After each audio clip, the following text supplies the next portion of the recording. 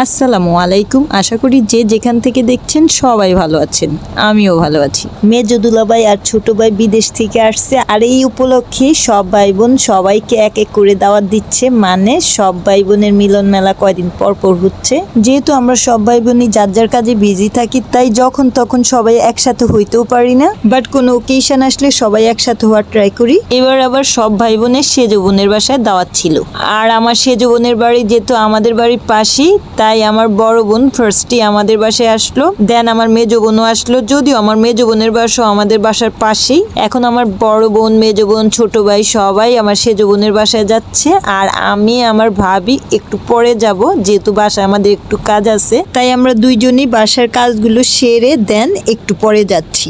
আর এইদিকে আমার অন্যান্য বোনেরা, আমার বড় ভাবি তাদের বাসায় চলে আসছে, আর আমাদের ফোন দিচ্ছে আমরা এত লেট করছি কেন। তারা তো ফোন করে বলছে যে আমরা কাছে থেকে এত লেট করছি কেন, আসতাছি না কেন।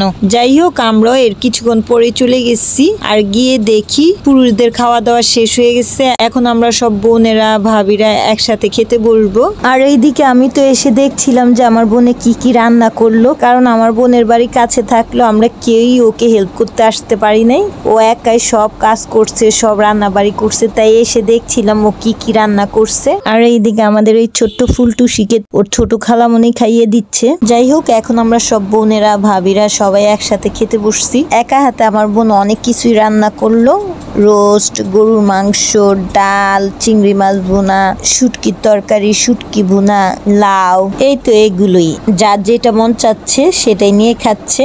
আর এইদিকে আমার মেজো বোন তো আমাকে একটা এমন রোস্ট দিচ্ছে, ওইটা নিয়ে আমি আর কিছু খেতেই পারলাম না। মানে না এটা ফেলতে পারছি না খেতে পারছি, এমন একটা অবস্থা হয়েছে। যাই হোক, খাওয়া দাওয়া শেষ করে সবাই আবার কোক, দই এগুলা খেলাম। দেন সেজো বোন আবার আমার ছোট ভাই, মেজো দুলাভাই তাদের গিফট করার জন্য কি আনলো সেটাই আমরা এখন আবার দেখছিলাম।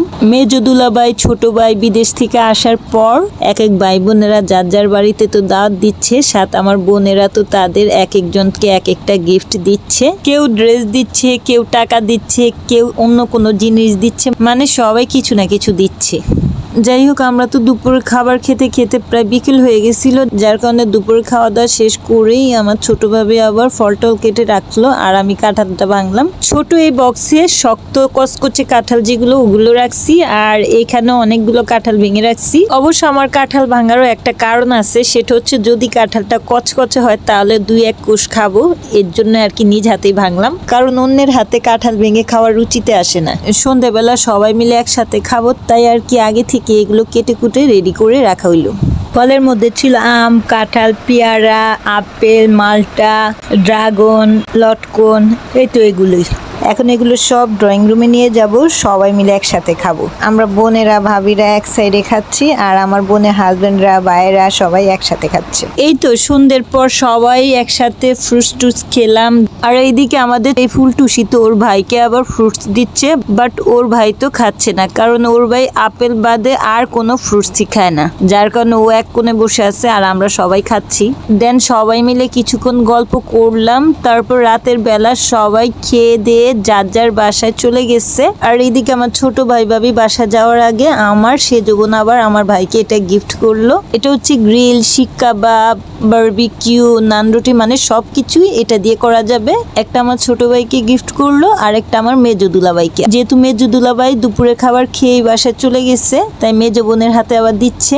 এখন আমার ছোট ভাই ভাবি তারা বাসায় চলে যাচ্ছে, যেহেতু আমার বড় বোন আজকে তার বাসায় যাবে না, আমাদের বাসায় থাকবে, তাই আমার বড় বোন, মেজো বোন, আমরা একটু লেটেই গেছি। এই তো আমার সেজো বোনের বাসায় সব ভাই বোন কিছু সুন্দর মুহূর্ত কাটালাম, সেটাই আপনাদের সাথে একটু শেয়ার করলাম। আজকের জন্য বিদায় নিচ্ছি। ভালো লাগলে আমাকে বেশি বেশি করে লাইক, শেয়ার, কমেন্ট, সাবস্ক্রাইব করে সাপোর্ট করবেন। ধন্যবাদ সবাইকে। আল্লাহ হাফিজ।